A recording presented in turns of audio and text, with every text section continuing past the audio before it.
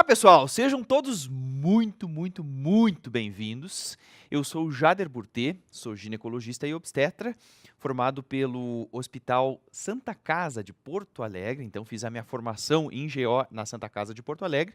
Atualmente trabalho como preceptor da residência médica, então, do Hospital Presidente Vargas, também em Porto Alegre, e sou o professor de GO, então, aqui da Medcel, que a gente vai conversar em todo o nosso curso aí sobre alguns temas bem importantes, mas bem importantes mesmo, para a prova que vocês vão prestar.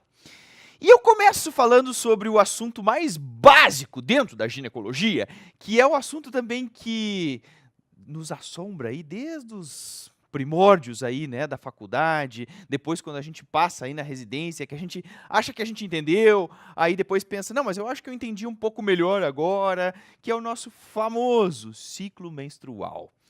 Eu começo então a falar sobre ciclo menstrual lançando um desafio, lançando uma pergunta. Você sabe como é que funciona o mecanismo de dominância folicular? Por que existe um folículo dominante? Qual é o mecanismo endocrinológico e fisiológico que causa uma dominância folicular? Então, gente, nós vamos falar sobre esse famoso assunto aí da endocrinologia do ciclo menstrual, vamos falar um pouquinho sobre a bioquímica do ovário, e eu quero que agora, de uma vez por todas, você entenda esse assunto. Quando a gente fala nisso, sempre as pessoas ficam, né? Poxa, eu lembro que na faculdade eu achava que eu ia aprender, mas aí eu aprendi mais ou menos. Aí eu pensei, não, quando eu passar no estágio da GO, eu vou aprender e eu vou saber bem o ciclo menstrual. E sabe o que acontece? Você não aprende. Aí você chega lá na residência, em GO, e pensa, não, agora sim eu vou entender e eu vou aprender esse assunto. Porque, enfim, tem muita coisa, tem muito detalhezinho, e aí, mesmo depois que você estuda bem, ainda fica aquela pulguinha atrás da orelha, né? Não, mas eu acho que não, ainda não tá legal, ainda não aprendi bem. Então chegou de vez de dizer que você não gosta de ciclo menstrual, que você acha difícil, que tem muita coisa. Chegou o momento de você aprender. Eu quero definitivamente que no final dessa aula você diga, beleza, agora eu acho que caiu a ficha, agora eu acho que realmente eu consegui entender esse assunto. Esse definitivamente é o meu objetivo. E por que você tem que aprender de uma vez por todas? Primeiro, porque você é GO, você é ginecologista e obstetra. Segundo, que é um assunto muito explorado. Então, assim, acaba sendo muito perguntado esse assunto. Tem que saber e tem que saber com detalhes. É isso que a gente vai fazer nessa aula. Certo? Então, venham comigo.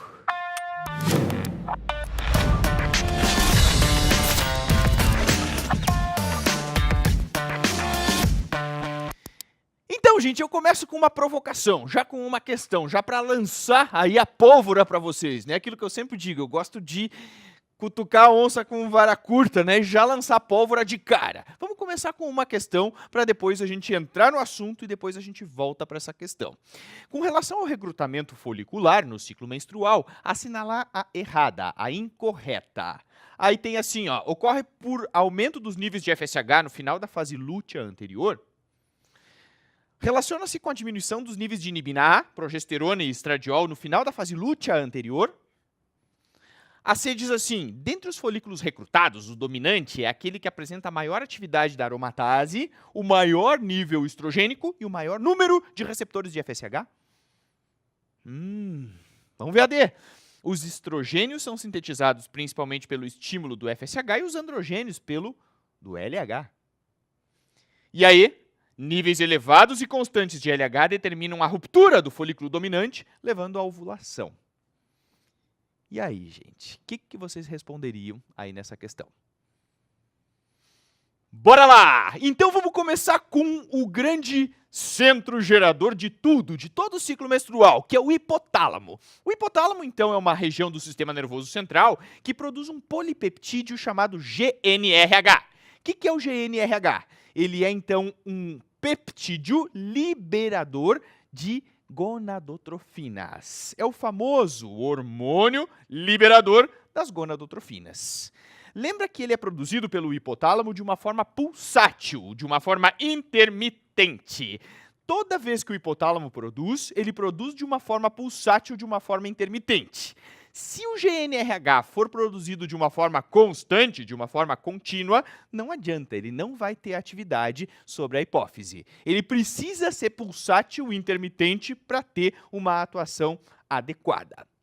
Aí o que acontece? A hipófise, ela vai receber esse estímulo, lembra que tem aquela circulação porta-hipofisária, né? E aí então a hipófise anterior, também chamada de adenohipófise, ela recebe esse estímulo do GNRH hipotalâmico e produz as suas duas gonadotrofinas, que são o FSH e o LH. Todo mundo lembra bem, FSH é o hormônio folículo estimulante e o LH é o hormônio luteinizante. São as gonadotrofinas hipofisárias que também vão ser secretadas de forma pulsátil por estímulo do GNRH hipotalâmico.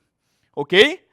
Isso, então, são os dois níveis centrais aí do ciclo menstrual, que é o hipotálamo e a hipófise. Esses dois hormônios, essas duas gonadotrofinas, elas vão agir sobre os ovários. Os ovários vão receber o estímulo gonadotrófico e vão produzir, então, os seus dois hormônios. Quem são eles? Os hormônios ovarianos, a gente tem os estrogênios, né? Lembra que o estrogênio, então, é o hormônio feminino. Ele vai agir sobre a via final do ciclo menstrual, que é o endométrio, estimulando a sua proliferação. Então, a ação estrogênica sobre o endométrio é um efeito proliferativo. O que é proliferação? É mitose, né? É isso aqui, ó. Vai agir sobre o endométrio, estimulando a mitose das células endometriais. Quanto mais estímulo estrogênico esse endométrio recebe, mais mitose vai acontecer. Certo? Tranquilo, bem simples, todo mundo lembra disso.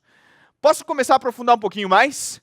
Quais são os tipos de estrogênio que existem? Basicamente são 3 tipos. Lembra que existe o estrogênio placentário, que é o estriol, isso cai bastante em prova. Estriol é o estrogênio placentário. Estradiol é o estrogênio ovariano, que é aquele que é produzido pelo ovário. E a estrona é o estrogênio periférico. Lembra que o principal estrogênio do corpo é o estradiol, que é produzido pelos ovários, pelos folículos ovarianos. O estriol é um estrogênio placentário e já a estrona é um estrogênio periférico. É um estrogênio que é produzido pelo tecido adiposo, pelo fígado e pelo músculo. Mas, especificamente, quem tem mais capacidade de produzir a estrona definitivamente vai ser o tecido adiposo, a gordura. Ok? Fechado? Cara, se você já sabe isso, já consegue entender bem essas coisas iniciais aí, você já consegue mais ou menos ver na sua cabeça, né? Que pensa assim, bom, se o estrogênio prolifera o endométrio, prolifera o endométrio, a gente tem 3 tipos de estrogênio. O que o estrogênio vai fazer no momento em que ele está sendo produzido em uma quantidade muito grande? Ele vai proliferar esse endométrio. Vai chegar um momento em que ele vai proliferar tanto que pode fazer uma hiperplasia e essa hiperplasia acabar levando a um câncer de endométrio. E, de fato, todos nós, ginecologistas, sabemos que o principal fator de risco isolado para câncer de endométrio é a obesidade.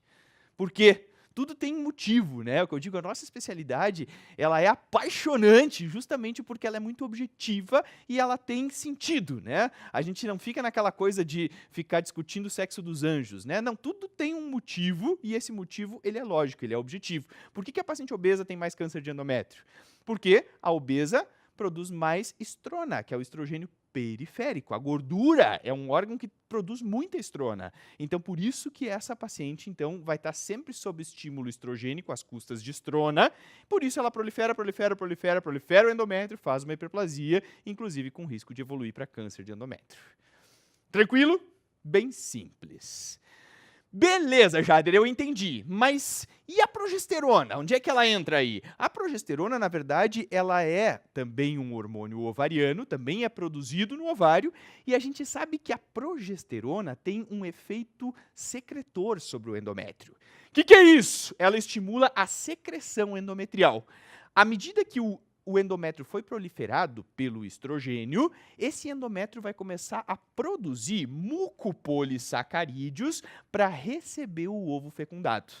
Então, a ação da progesterona é fazer com que esse endométrio se torne um endométrio secretor, rico em mucopolissacarídeos para receber esse ovo fecundado.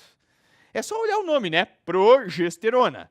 que significa pró? O prefixo pró? A favor, né? Gesterona, gestação. Então, a progesterona é o hormônio que prepara o endométrio para a gestação. Torna esse endométrio rico em mucopolissacarídeos para poder receber o ovo fecundado. Tranquilo? Simples? Maravilha! Então, se você já entendeu essa parte inicial, a gente consegue preencher aí o nosso eixo. O hipotálamo vai produzir o GNRH. O GNRH vai agir, então, sobre a hipófise anterior, que é a adenohipófise, estimula ela a produzir o FSH e o LH, que são as gonadotrofinas, que vão agir sobre os ovários, estimulando a produção do estradiol, que é o estrogênio ovariano, e da progesterona. E a via final disso tudo vai ser o endométrio. O estrogênio primeiro prolifera esse endométrio e a progesterona torna esse endométrio secretor. Ok? Tranquilo? Maravilha! Agora dá uma respirada, que eu sempre digo, um dos grandes segredos da gente poder fazer uma aula tranquila, uma aula serena, é você sempre dando umas pausas, né? Então, assim, aproveita esse momento, beleza, agora até aqui entendi super bem, super tranquilo, bem a base mesmo, então dá uma respirada, solta um pouquinho a calça, aquela velha história, né, de ah, não, mas deixa eu dar uma olhadinha no WhatsApp aqui. Não olha o WhatsApp. Não, isso não faz. Não olha o WhatsApp. Ah, não, o Instagram bem rapidinho, vê se atualiza. Não olha também. Calma, relaxa, respira. Quiser tomar um coffee, né? Tem um coffee aí perto, toma, tranquilo, né? Aí, depois que você deu aquela pausa, aquela respirada, liga as turbinas de novo e bora para a próxima etapa. Fechou? Beleza? Então tá, e essa próxima etapa, então, esse próximo passo, definitivamente é um tópico básico e muito importante para você entender a fisiologia. Vem comigo! O que você não pode ir para a prova, não pode de jeito nenhum ir para a prova sem saber os feedbacks ou retrocontroles do estradiol. O que é feedback, né? A palavra certa seria feedback, né? Mas a gente acaba aportuguesando tudo, né? E aí fala feedback, que é tipo o aeroporto de Congonhas, assim, proceed to gate number 2, né? Porque a gente vai aportuguesando as palavras. O que é o feedback? O feedback do estradiol, na verdade, é aquilo que, à medida que o ovário vai produzindo o estradiol, o que vai acontecer, então, com as gonadotrofinas? O feedback do estradiol sobre o FSH é negativo. O que isso significa? Que quanto mais estradiol o ovário produz, menos FSH a hipófise libera. É o mais menos, né? O famoso mais menos. Quanto mais estradiol, menos FSH. E o feedback do estradiol sobre o LH é positivo, ou seja, quanto mais estradiol, mais LH. Simples assim. Quanto mais estradiol o ovário vai produzir, mais LH a hipófise vai liberar. Quanto mais estradiol o ovário vai produzir, menos FSH a hipófise vai liberar. Fechado? Se você entende bem, então, esse conceito, aí agora chegou a hora da gente construir juntos o nosso ciclo menstrual para você entender passo a passo como é que funciona.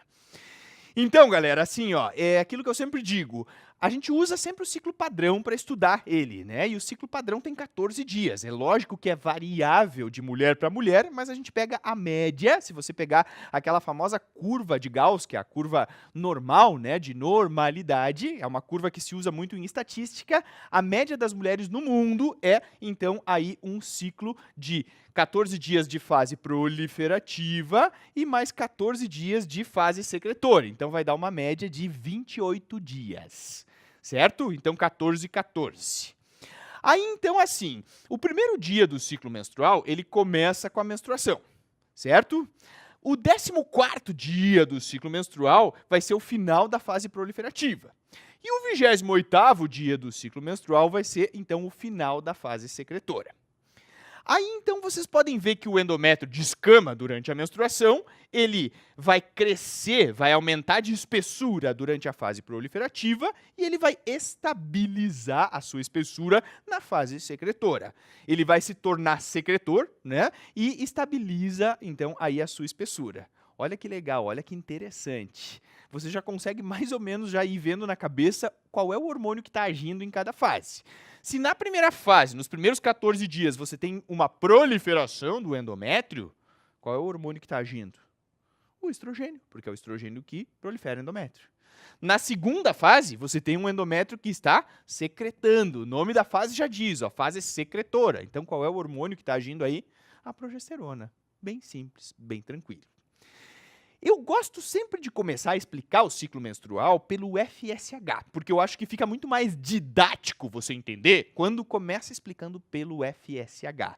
Na verdade é um ciclo, né? Ele não tem começo, meio e fim, né? Ele é um ciclo. Só que você tem que escolher um ponto do ciclo para começar. E aí, então, esse ponto que eu sempre escolho para ficar mais didático é o FSH. Olha que legal. Ela sempre vai começar o ciclo menstrual com o FSH alto. Então, no primeiro dia, ó, que é o dia que ela está menstruada, o FSH está alto, está elevado. Toda mulher, de fato, começa o ciclo menstrual com o FSH alto, caso ela não esteja com nenhuma patologia ginecoendócrina e caso ela não esteja usando nenhum método contraceptivo hormonal. Certo? Então, é assim que começa o ciclo com o FSH alto. Olha só que interessante, cara. Olha como tudo começa a ter lógica, né? Quando a gente raciocina e a gente entende as coisas de uma forma mais leve. Olha o nome do cara, FSH. FSH é hormônio folículo estimulante. Ah, por que tem esse nome? Ah, pois é. Cara, tem que ter um motivo, né? Se é folículo estimulante é porque ele estimula os folículos. É isso que ele faz. É exatamente isso. Então, o FSH, ele vai iniciar o ciclo menstrual alto e justamente o objetivo é recrutar os folículos, é estimular os folículos. E aí o que ele faz é recrutar mais ou menos uma população de 8 a 10 folículos e esses folículos começam a crescer. É isso que o FSH faz. Folículo estimulante estimula uma coorte, né, um pool aí de 8 a 10 folículos no início do ciclo menstrual. E esses folículos recebem esse estímulo gonadotrófico do FSH e começam a aumentar de tamanho, começam a crescer, começam a ficar folículos mais diferenciados e esses folículos começam a secretar, a produzir o estradiol. Então, esse em verde que vocês estão vendo aí é o estradiol.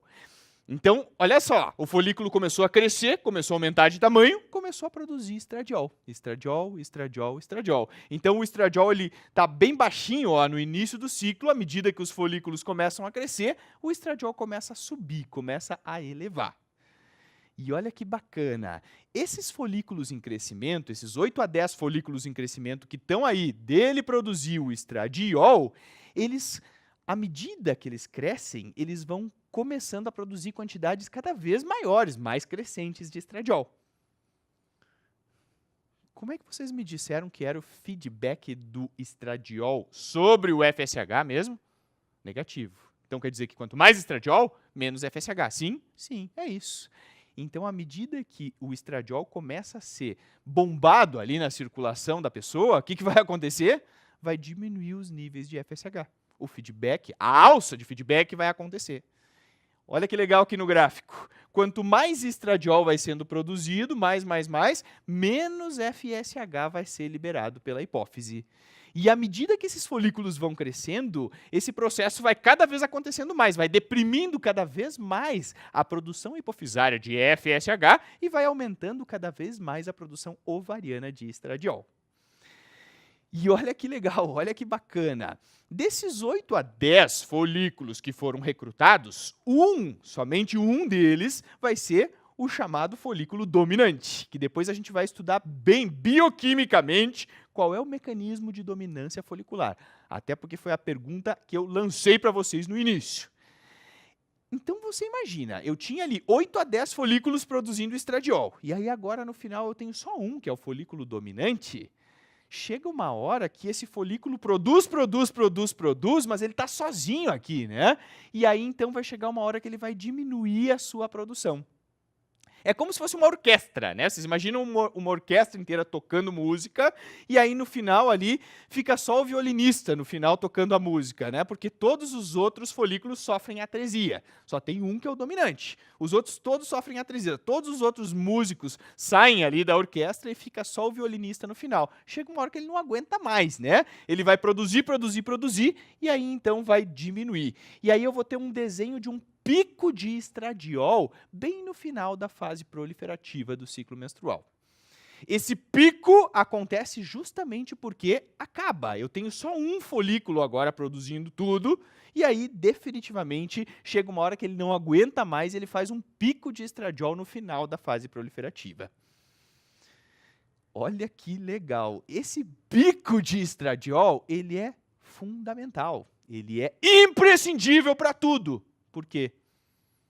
Porque é ele que leva ao que mesmo? Isso, viu como você sabe? Viu como você sabe? Cara, como é que é o feedback do estradiol com LH? Positivo. Então quer dizer, quanto mais estradiol, mais LH, certo? Certo. Se faz um pico de estradiol no final da fase proliferativa, logo depois do pico de estradiol tem que ter um pico de LH. É isso, simples assim. E é exatamente isso que acontece. Logo depois do pico de estradiol, acontece um pico de LH. Geralmente é 12 a 24 horas depois. 12 a 24 horas depois do pico de estradiol, vai ter o pico de LH. Então, quer dizer, o pico de LH, que acontece bem no meio do ciclo menstrual, ali no 14º dia, ele só vai acontecer porque antes dele teve pico de estradiol. E o pico de estradiol só acontece porque ela começa o ciclo menstrual com o FSH alto. É isso. Então, se começou o ciclo com o FSH alto, vai fazer pico de estradiol no final da fase proliferativa, consequentemente, vai fazer pico de LH logo depois do pico de estradiol. Mas por que esse pico de LH é tão importante, Jader? Óbvio, por quê? Porque é o responsável por romper a superfície do folículo ovariano, produzir ali prostaglandinas e enzimas proteolíticas na superfície folicular para ocasionar a ovulação. É por isso que tem pico de LH. Porque é ele que faz a retirada daquele gameta dali de dentro do folículo, que é o fenômeno da ovulação.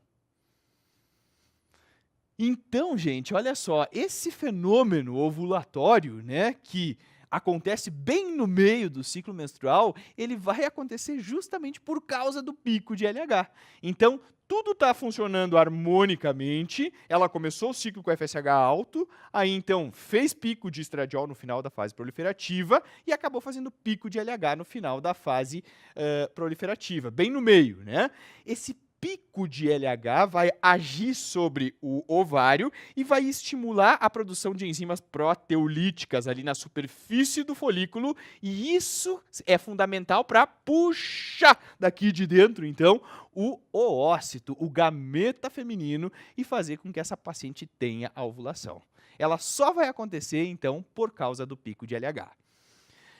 Ô, Jader, mas e se tiver níveis altos de LH sempre constantes, mas altos, níveis sempre altos de LH, bem altos, mas constantes, ela vai ovular? Nem com banda de música. Sabe por quê? Porque tem que ter pico de LH. Não adianta, se não tiver pico de LH, não ovula. Beleza? Tranquilo?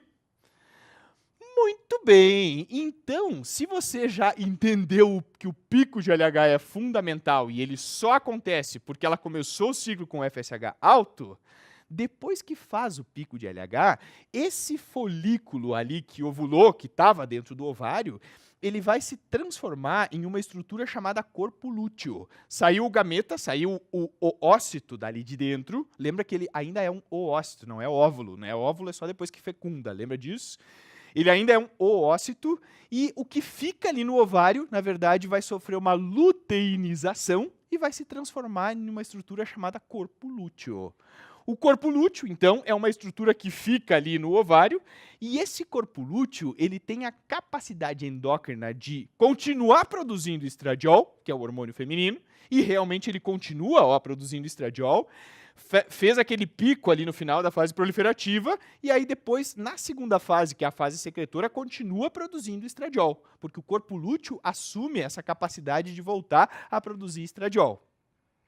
Só que o corpo lúteo, ele tem aí também a capacidade endócrina de produzir o quarto hormônio envolvido no ciclo, que é a progesterona. A progesterona é a mais fácil de todos os hormônios, porque ela vem em níveis bem baixos, quase indetectáveis aqui na fase proliferativa, e logo depois que formou o corpo lúteo, começa a encher a circulação dessa paciente de progesterona. É bem matemático, assim, é 0 na fase proliferativa, praticamente 0, e depois na fase secretora a gente vai ter níveis altos, elevados de progesterona, que são níveis responsáveis por tornar esse endométrio secretor rico em mucopolissacarídeos, para poder receber o ovo fecundado.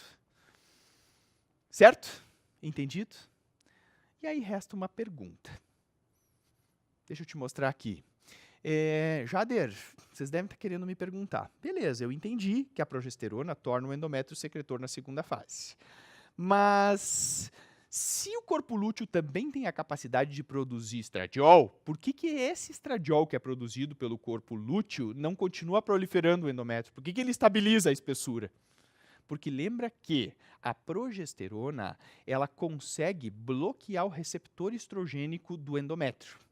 Então, no momento em que você tem progesterona, principalmente se for em altas doses, sendo produzida pelo corpo lúteo, essa progesterona ela vai impedir o estradiol de agir e de continuar proliferando o endométrio durante a fase secretora.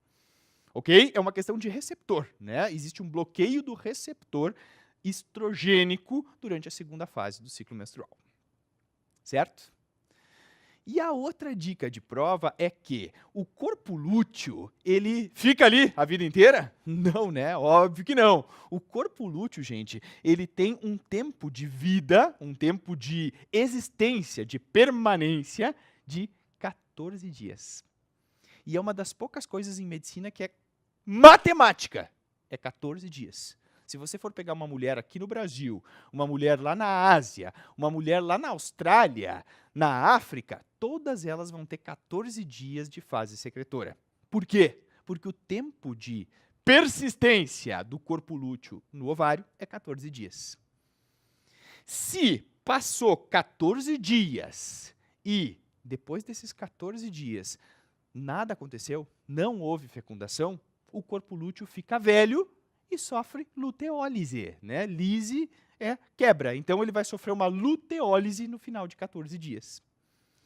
E olha que legal, à medida que esse corpo lúteo ele sofre luteólise, ele se desintegra, né? Simplesmente não teve fecundação, se não teve fecundação, o corpo lúteo começa a murchar ali, se desintegra todo, sofre a luteólise, e o que vai acontecer é que o estrogênio e a progesterona que ele tinha bombado na circulação aqui dessa paciente, começa a diminuir.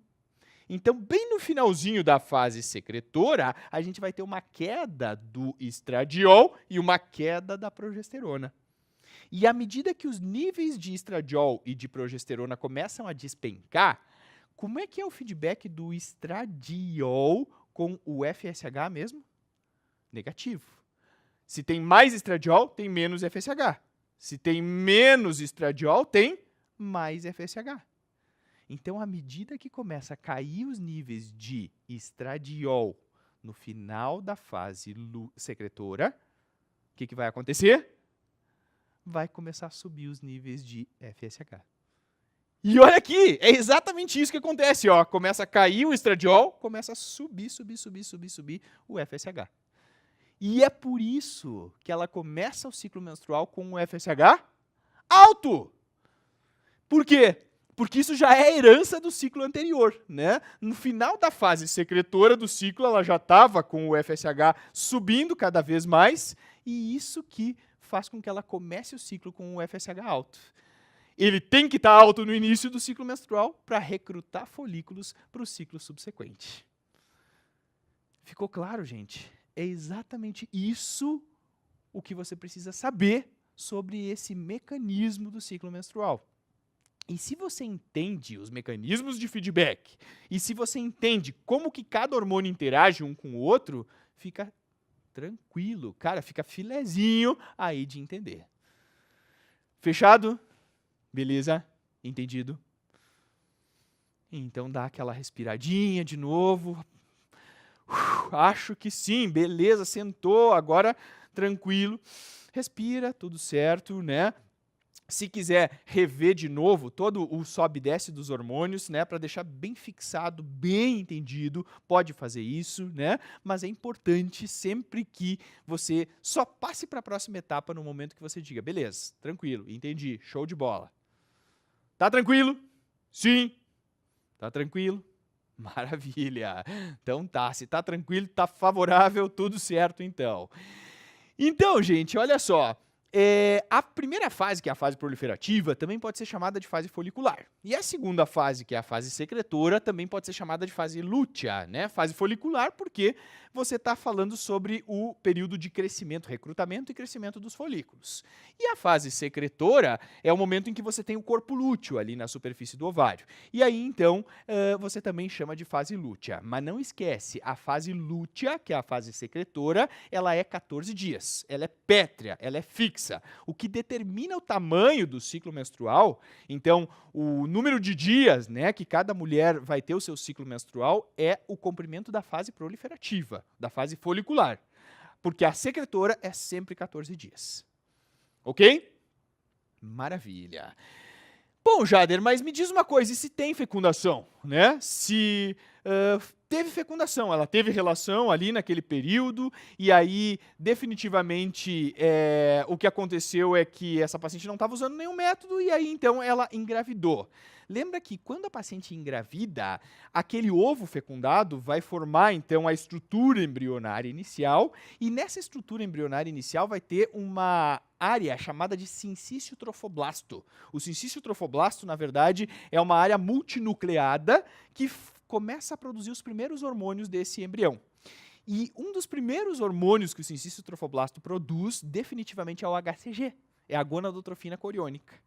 E esse HCG que está sendo produzido aí, então, pelo sincício trofoblasto, ele vai agir lá sobre o corpo lúteo, que ficou daquela ovulação, e faz com que esse corpo lúteo mantenha a sua produção de progesterona.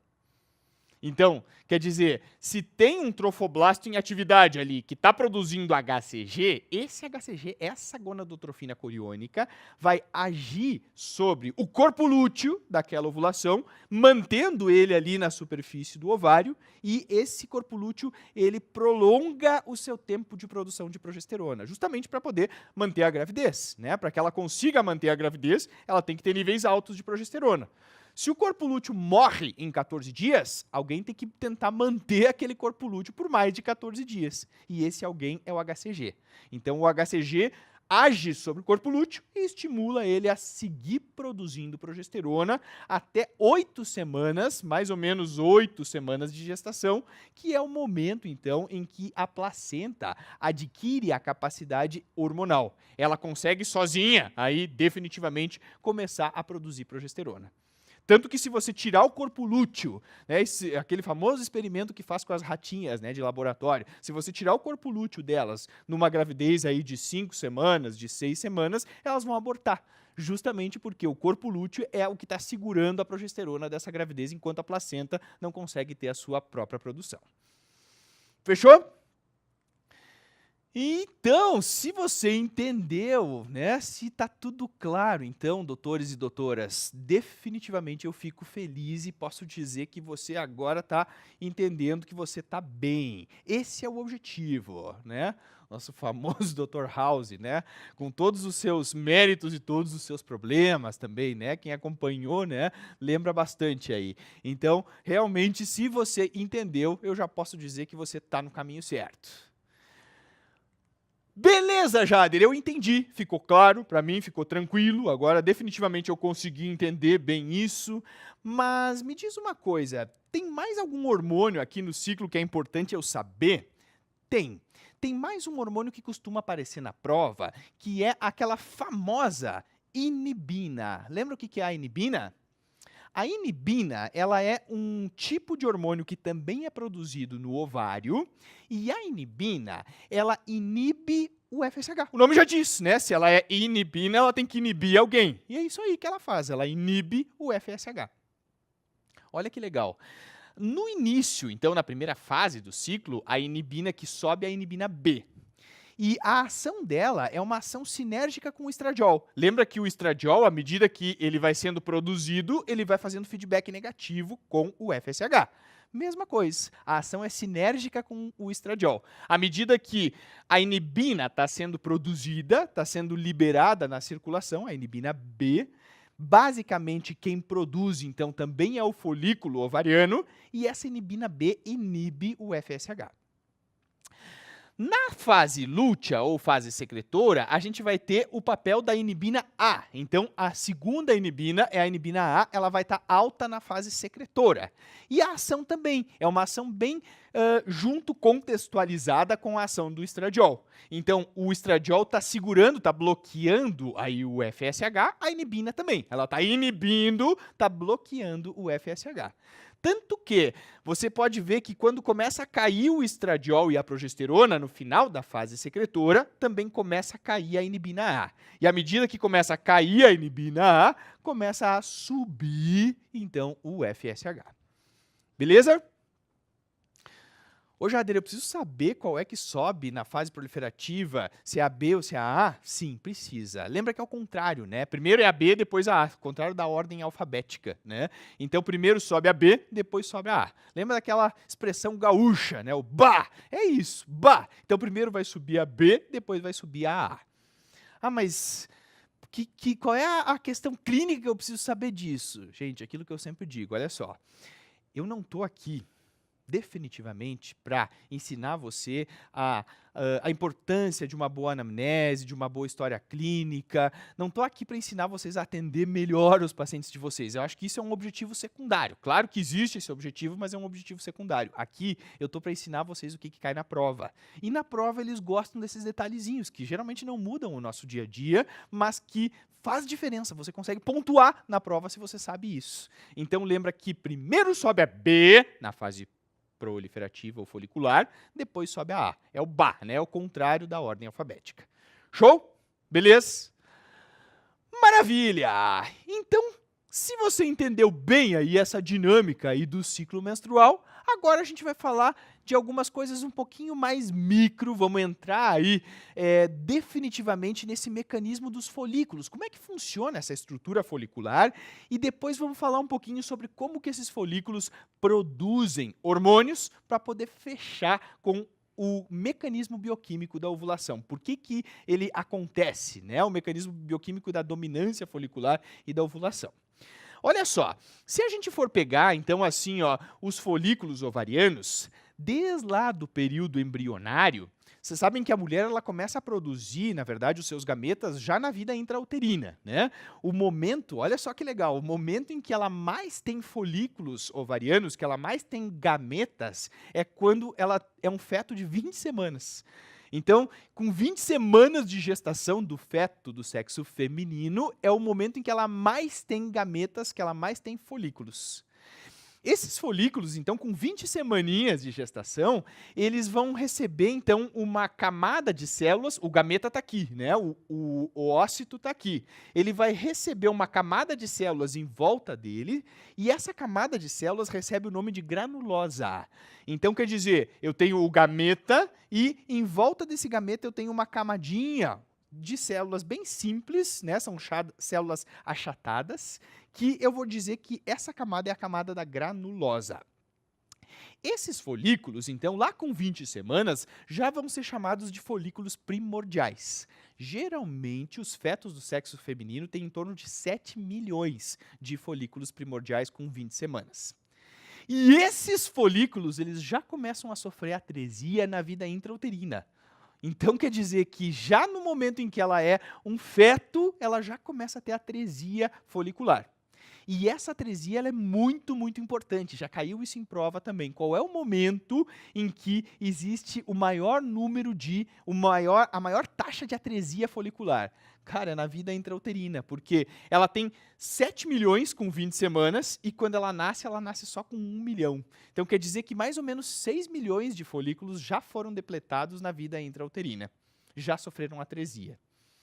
Ah, Jader, o que é a atresia? A atresia é uma morte celular programada, como se fosse uma apoptose, né? Então, a gente está mais acostumado com o termo apoptose, mas em ovário se usa mais o termo atresia. É, então, aí uma involução desses folículos.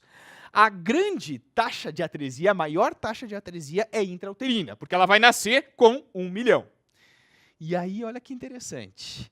Durante a infância continua esse fenômeno de atresia e quando ela chega na puberdade, ela vai chegar só com 300 a 500 mil folículos. Então, daqueles 7 milhões que ela tinha lá com 20 semanas, quando ela atingiu o período reprodutivo, sobraram só 300 a 500 mil.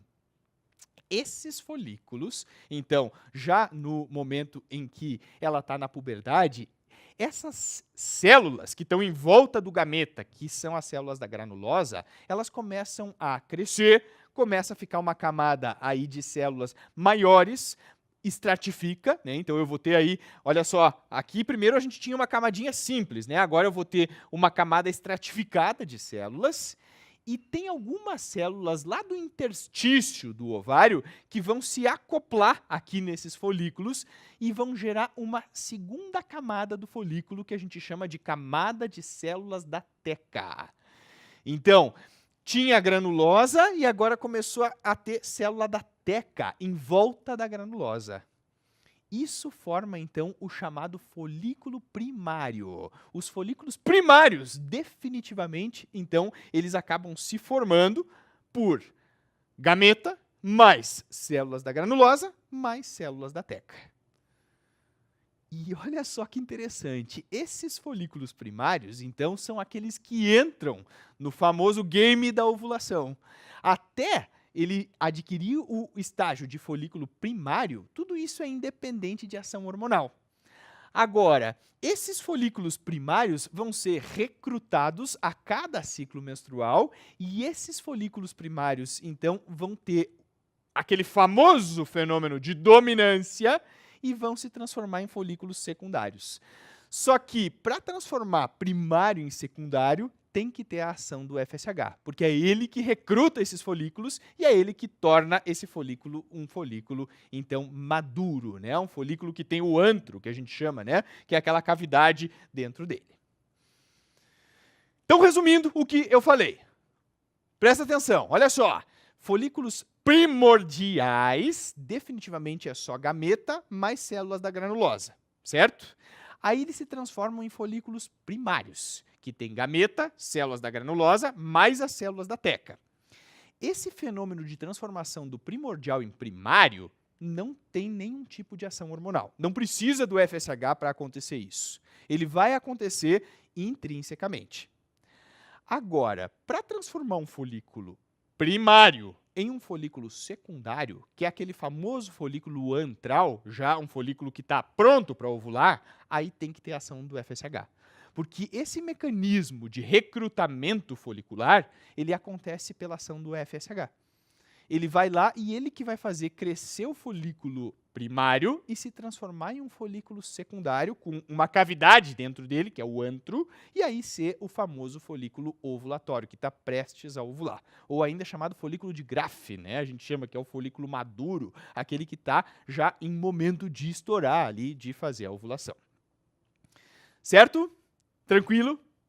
Maravilha! Então, só para mostrar agora um corte real, histológico, para vocês do que é um folículo, né? A gente tem o oócito, aquelas células da granulosa, que estão aqui em volta, e mais em volta a gente tem as células da teca. Esse é o famoso folículo maduro, e ele tem o antro, que é essa cavidade cheia de líquido, né? Esse líquido basicamente é estradiol, existe um pouco de prostaglandina também ali dentro. Tudo isso, então, é o que a gente tem no antro do folículo ovariano. Tá claro? Entendido? Beleza. Então essa parte era a parte mais light, assim, né? Que é só mais conceitual mesmo para a gente lembrar. Agora é a hora de novo, dar aquela respiradinha, né? A calça não tá me apertando. Às vezes a gente fica naquela, né? Ah, tem alguma coisa me incomodando aqui para eu prestar atenção. Não, então abre o botão da calça, beleza. Porque não sei o que. Bom, abre, tranquilo, respira. Se você está em casa, fica de chinelo de dedo, ou se está frio, uma pantufa também é bom, né? Então, dá aquela respirada, aquela tranquilizada. E aí a gente vai para a última parte, que é a parte de bioquímica. Tranquilo? Podemos? Liga as turbinas de novo, então, e vem comigo. Cara, a esteroidogênese, então, ovariana, basicamente, ela vai acontecer quando você tem aí uma interação entre essas duas camadas de células do folículo, que é a camada das células da teca, a mais externa, e as da granulosa, que estão mais internas. A camada de células da teca, ela tem receptores na sua superfície. Esses receptores são receptores de membrana para o LH. E olha só, o LH vai agir sobre os receptores de membrana das células da teca e vai estimular a conversão do colesterol, que vem da dieta da paciente, em androgênios. Basicamente, quais androgênios? Que tem que saber para a prova. A androstenediona e a testosterona. Então, o LH age sobre as células da teca, estimulando a conversão do colesterol em testosterona e androstenediona. E esses androgênios, então, que são hormônios masculinos, eles vão passar por difusão para aquela camada mais interna do folículo, que é a camada de células da granulosa. Então, produziu os androgênios e os androgênios vão por difusão lá para as células da granulosa. Lembra que a teca está por fora, né? A granulosa está por dentro. O que tem na célula da granulosa? Na granulosa tem receptor para o FSH. Essas células aqui, elas têm receptores para o FSH. Então, o FSH vai agir sobre os seus receptores de membrana também na célula da granulosa e estimula a produção de uma enzima chamada aromatase. Cara, isso é filé mignon de prova, cai horrores em prova isso. A aromatase é aquela enzima que é produzida na célula da granulosa pela ação do FSH. E o que essa aromatase faz? Essa aromatase pega esses androgênios que foram produzidos nas células da teca e converte esses androgênios em hormônio feminino, em estradiol e em estrona. Basicamente, a testosterona é convertida em estradiol, que é o principal estrogênio, e a androstenediona é convertida em estrona. As taxas de estrona que são produzidas pelo folículo são taxas muito baixas, né? A principal, definitivamente, é o estradiol, que é o que a gente chama de o principal estrogênio ovariano. Então, olha que legal. Os androgênios, eles vão ser bioquimicamente produzidos pelas células da teca, mas eles vão ser convertidos em estrogênios. Só que essa rota metabólica, essa rota bioquímica, ela é unidirecional. É sempre de androgênio para estrogênio. Nunca de estrogênio para androgênio. Então, quer dizer, os androgênios podem ser convertidos em estrogênios, mas os estrogênios, uma vez formados, não podem mais voltar a ser androgênios. Isso também cai em prova. Então é isso. Se você entende isso, você entendeu a famosa teoria, ou ainda mecanismo, das duas células, duas gonadotrofinas. Por que se fala em duas células, duas gonadotrofinas? Porque você tem duas células, que é teca e granulosa, duas gonadotrofinas, porque é o LH e o FSH. E é simples, cara, isso cai muito, muito, muito na sua prova. Eles adoram perguntar isso. Então, quer dizer, se você tem aí uma célula da teca, você vai ter uma célula com receptor para o LH, que converte o colesterol em androgênios, androstenediona e testosterona. E a granulosa, receptor para o FSH, produz a aromatase, tem que saber o nome da enzima. Então, a aromatase, que é aquela enzima que converte esses androgênios em estrogênios. Basicamente, então, estradiol e estrona. Lembra que a testosterona é convertida em estradiol e a androstenediona é convertida em estrona. Jader, eu entendi, mas assim, ó, não tem um pouco desses hormônios masculinos aqui que são produzidos que não passam lá para a granulosa e que vão ser lançados na circulação da paciente? Tem, claro que tem. Na verdade, esses hormônios masculinos aqui que não passaram para a granulosa e que vão para a circulação, muitos deles ainda vão ter a chance de ser convertidos em estrona. Por quê? Porque existe gordura, existe fígado, existe músculo. E definitivamente, se a paciente tiver bastante tecido adiposo, ela consegue converter mais aí a androstenediona em estrona. Então, essa formação de estrogênio pela periferia do corpo, basicamente, ela é chamada de aromatização periférica. Isso cai também nas provas. Eles adoram esse termo, aromatização periférica. Por que existe esse termo, aromatização periférica? Porque existe aromatase, sim, na gordura, bastante aromatase tem na gordura, que é o principal órgão de produção de estrona periférico, é a gordura, mas também tem no hepatócito e também tem no miócito. Então, esses androgênios que foram para a circulação dela ainda têm a chance de ser convertidos em estrona, justamente porque existe a aromatização periférica. Tem a aromatização ovariana e tem a aromatização periférica. Fechou? Entendido? Cara, se você entendeu isso, então agora fica bem tranquilo, fica bem simples, definitivamente, de você entender de onde que vem os outros hormônios. Vem daqui também. Que outros hormônios, Jader? A inibina. A inibina, que a gente falou que também faz parte lá do ciclo menstrual e que a gente tem que saber que primeiro sobe a B, depois sobe a A, ela vai ser produzida também pelas células da granulosa.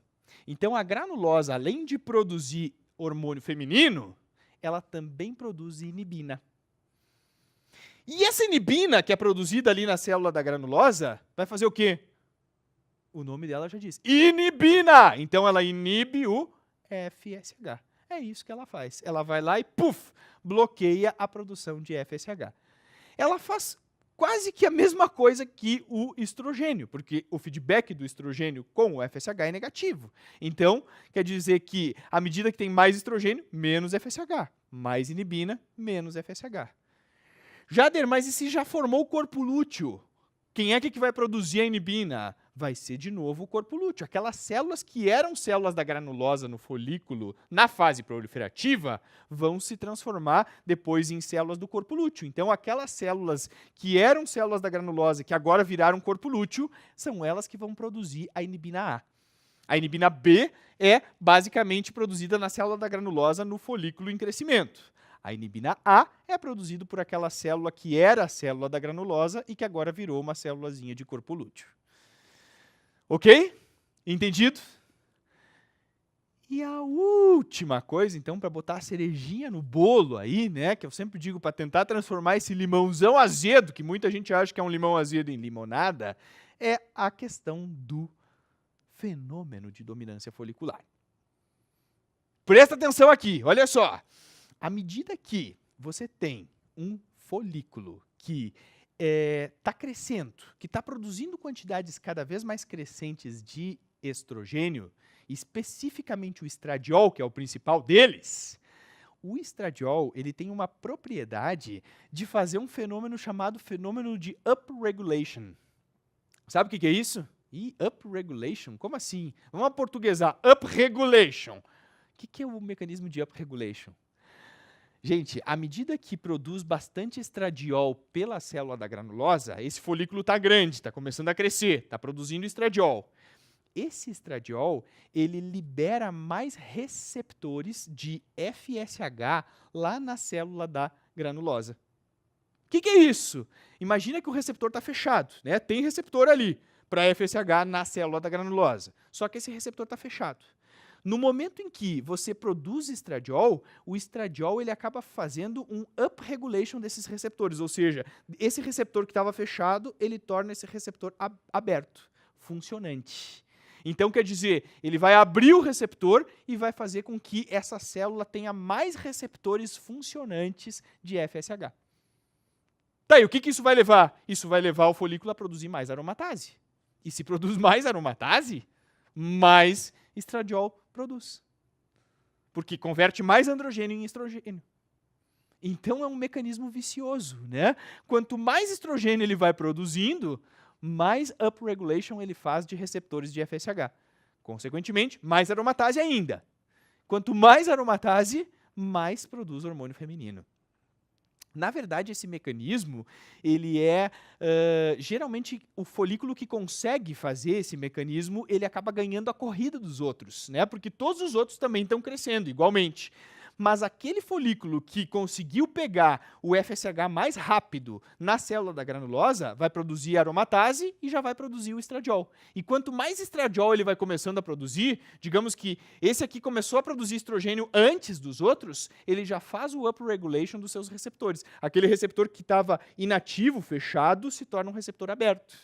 Então imagina, eu tenho 100 receptores, número 100, né? 100 receptores de FSH na célula da granulosa. No momento que faz um upregulation, eu vou ter 200 receptores. Então, esse folículo produz mais aromatase, produz mais estradiol. Quanto mais estradiol, mais retroalimenta tudo isso, porque mais receptores acaba fazendo. E esse upregulation é para receptores de FSH na granulosa e também para receptores de LH na teca. Esse fenômeno de upregulation acontece nos dois lugares.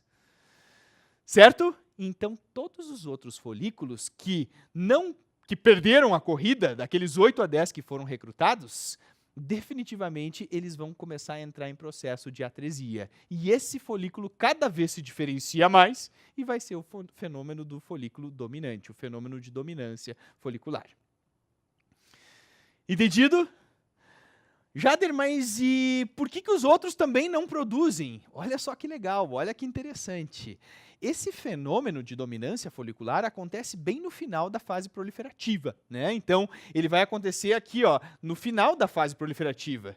Então, nesse final da fase proliferativa, a gente tem um ambiente que tem pouco FSH. O ambiente ali, ovariano, está adverso de FSH. Então, definitivamente, aquele folículo que conseguiu produzir mais estrogênio, ele ganha a corrida deles. Por isso que a gente tem esse mecanismo de dominância folicular. Certo, eu entendi, Jader, mas me explica mais uma coisa. Posso aprofundar, né? Posso ou não posso? Claro, lembra do Dr. House, vocês são bons, é óbvio que eu posso. Então tá, eu entendi que um vai ganhar a corrida por causa desse fenômeno de upregulation. Beleza. Mas por que os outros acabam entrando em atresia? Por que eles também não continuam crescendo e esses folículos eles morrem, acabam entrando em atresia? Porque lembra que existe o outro hormônio que é produzido ali durante a fase proliferativa do ciclo menstrual, que é a inibina B. A inibina B, além de inibir o FSH, ela também acaba fazendo com que esses outros folículos sofram atresia. Olha que interessante. Vocês viram que existe a corrida dos folículos e um deles vai ser o dominante. Beleza, entenderam o porquê. Mas por que todos os outros morrem? Porque a inibina vai ser a responsável por provocar essa atresia. É um dos mecanismos que faz com que os outros folículos acabem sofrendo um processo de atresia. Então, além dela inibir o FSH, ela também provoca a atresia dos outros folículos que foram recrutados. E além da inibina, ainda existe um outro hormônio que aparece bastante nas provas e que a gente tem falado muito, cada vez mais dele na atualidade, principalmente quando se fala em fertilidade, que é o famoso hormônio antimileriano. Lembram o que é o hormônio antimileriano? O hormônio antimileriano, na verdade, ele também é produzido pelas células da granulosa. E olha que legal, ele é produzido pelas células da granulosa, assim como o estradiol, assim como a estrona, assim como a inibina. Ele é produzido lá pela granulosa e esse hormônio antimileriano, ele acaba sendo produzido pelos folículos pré-antrais. Não é o folículo dominante. Às vezes a gente pensa que é o folículo antral, né? Muita gente pensa assim, não, como ele é dosado para a gente ver reserva ovariana, ele deve ser produzido pelos folículos antrais, que são os dominantes, que são os que ovulam. Errado, gente. Ele é produzido pelos folículos pré-antrais. E esse especificamente na célula da granulosa. E esse hormônio antimileriano, ele também vai fazer a mesma coisa que a inibina. Ele vai também promover aí a atresia dos folículos que não ovularam. Então, quer dizer, eu tenho um dominante que cresceu e os outros, para que eles baixem a bola deles, né, e entrem em processo de atresia, tem que ter a ação da inibina e tem que ter a ação do antimileriano. Então, a função do antimileriano também vai ser definitivamente fazer atresia desses outros folículos que sobraram. Isso já foi questão de prova, então eles já perguntaram qual é a função do hormônio antimileriano, né? Eles já perguntaram quem que produz, então lembra, quem produz são as células da granulosa, e também já perguntaram qual é a função dele. Ali, naquele mecanismo micro, que a gente chama, né, de dominância folicular, definitivamente o antimileriano tem essa função de promover a atresia dos outros folículos. No momento que você tem um que despontou na frente, o antimileriano, assim como a inibina B, vai ter, então, a função definitiva de fazer a atresia dos outros folículos. Certo? Entendido? Maravilha, gente! Então, para que aconteça a dominância folicular, para que aconteça a ovulação, definitivamente tem que ter essas três coisas. Você tem que ter esse mecanismo de que o folículo que recebeu o FSH e que conseguiu produzir mais estradiol, ele vai fazer upregulation dos receptores de FSH na célula da granulosa e de LH na célula da teca. Por isso, então, por esse fenômeno de upregulation, eu vou ter um folículo dominante. Sim, beleza, isso é o folículo dominante. Mas os outros, por que os outros entram em atresia? Porque os outros folículos, então, eles vão sofrer a ação da inibina, que é produzida aí pelas células da granulosa, e essa inibina definitivamente não deixa os outros crescer e faz eles terem atresia. Assim como o antimileriano, que também é produzido pela granulosa e promove esse fenômeno de atresia folicular. Fechado? Entendido? Então, galera, agora sim a gente pode voltar para aquela questão, né, e destrinchar aí a resposta. Com relação ao recrutamento folicular no ciclo menstrual, qual está errada? Qual está incorreta? Ocorre por aumento dos níveis de FSH no fim da fase lútea anterior. Quer dizer, os níveis de FSH subiram no final da fase lútea do ciclo anterior. E por isso que ela começa o ciclo com FSH alto, certo? Certo. Por isso que vai ter um aumento do estradiol, um pico de estradiol no final da fase proliferativa, que é o que leva ao pico de LH, tá certo? Tá certo? Eles querem a errada. Relaciona-se com a diminuição dos níveis de inibina A, progesterona e estradiol no final da fase lútea anterior. Cai a inibina A no final da fase lútea? Cai. Cai a progesterona e o estradiol? Cai. Isso faz com que suba o FSH, por isso que ela começa o ciclo com o FSH alto? Sim, tá certo também. C. Dentre os folículos recrutados, o dominante é o que apresenta a maior atividade da enzima aromatase, o maior nível estrogênico e o maior número de receptores de FSH. Tá certo? É esse o mecanismo do folículo dominante. É aquele que tem a maior atividade da aromatase, o maior nível de estrogênio e, consequentemente, faz upregulation dos receptores de FSH, tá certo? A D. Os estrogênios são sintetizados principalmente pelo estímulo do FSH e os androgênios pelo LH. Tá certo? É isso aí. Estrogênio na granulosa, FSH. E androgênio na teca, LH. E aí? Níveis elevados e constantes de LH determinam a ruptura do folículo. Não. LH é pico, não é constante, né? Então, letra E, a resposta da questão. Então, agora, eu quero que vocês realmente digam, puxa, agora eu consegui entender isso. Eu fiquei sempre, desde os primórdios aí, que eu não consegui entender isso aqui, tem um monte de coisa. Se realmente agora você diz, beleza, agora eu acho que realmente eu consegui entender, eu digo que eu estou satisfeito. Então, gente, eu vou aí começar dizendo para vocês que ginecologia e obstetrícia é uma especialidade muito, muito, muito bacana, exige realmente que você tenha uma boa preparação, exige. Mas eu acredito que para aqueles que sonham e acreditam nos seus sonhos, a gente sempre tem espaço. Então, vou abrir aí nosso bloco de aulas dizendo que o futuro pertence àqueles que acreditam na beleza de seus sonhos. Eu acho que realmente a gente tem que sonhar e tem que acreditar na beleza dos sonhos da gente para a gente conseguir aquilo que a gente consegue. A gente é capaz daquilo que a gente consegue.